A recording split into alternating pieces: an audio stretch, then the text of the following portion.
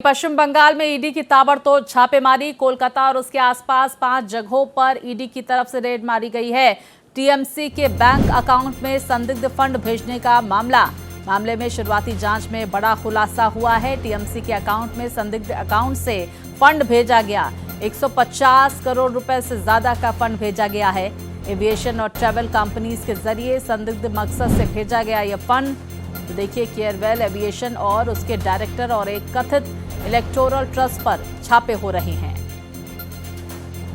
5 जगहों पर ईडी की रेड। टीएमसी के बैंक अकाउंट में संदिग्ध फंड भेजने का मामले में शुरुआती जांच में कई बड़ा खुलासा हुआ है।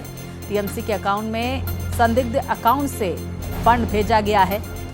150 करोड़ रुपए से ज्यादा का ये फंड भेजा गया है। पश्चिम बंगाल में ईडी की ताबड़तोड़ छापेमार कार्रवाई देखी जा रही है।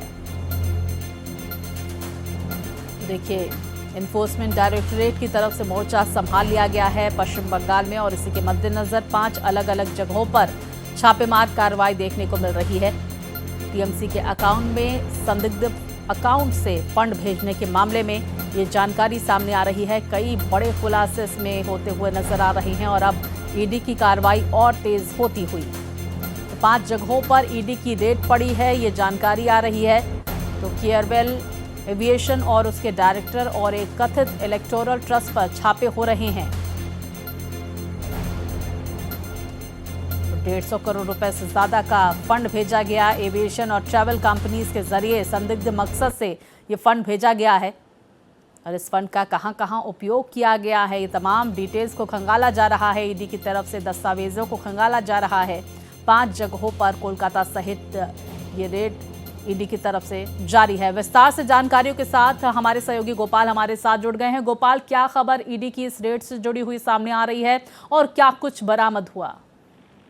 देखिए स्वाति, पश्चिम बंगाल में ईडी जो है बैंक खातों से संबंधित तलाशी ले रही है। 5 जगहों पर छापेमारी चली है, जिसमें सॉल्ट लेक, राजा रर हाट और राधा बाजार शामिल है। और ईडी की जो सूत्र है उसका मुताबिक तृणमूल फंड मामले की ये जांच कर रही है और ईडी के आरोपों के संदर्भ में तलाशी अभियान चलाया जा रहा है। अभी तक कई अहम दस्तावेज और इलेक्ट्रॉनिक साक्ष्य ईडी ने बरामद किया। अभी भी यह छापेमारी जारी है। लगभग 150 करोड़ रुपए के अवैध तरीके से खाते में पैसा आने का यह मामला है। ये जो फंड आया है, ये चुनावों के पहले था या फिर चुनावों के बाद आया, इसको लेकर कोई जानकारी?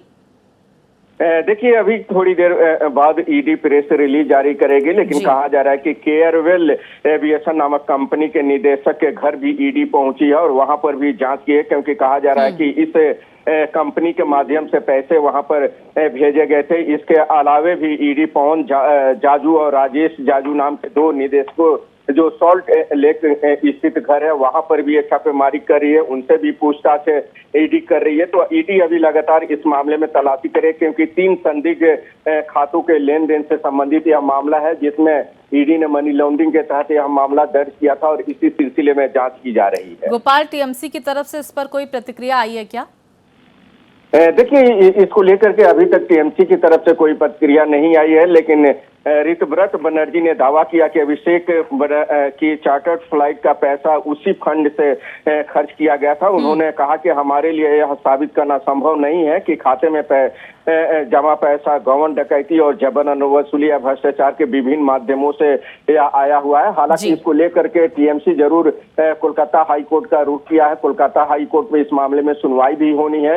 लिहाजा इस बीच ईडी की छापेमारी कहीं ना कहीं या संकेत दे रही है कि इस मामले में जो है पैसे की लेन देन हुई है। अब देखना होगा कि ईडी जांच में क्या कुछ निकल करके सामने आता है। बहुत शुक्रिया गोपाल, विस्तार से जानकारियां हमारे दर्शकों तक पहुंचाने के लिए।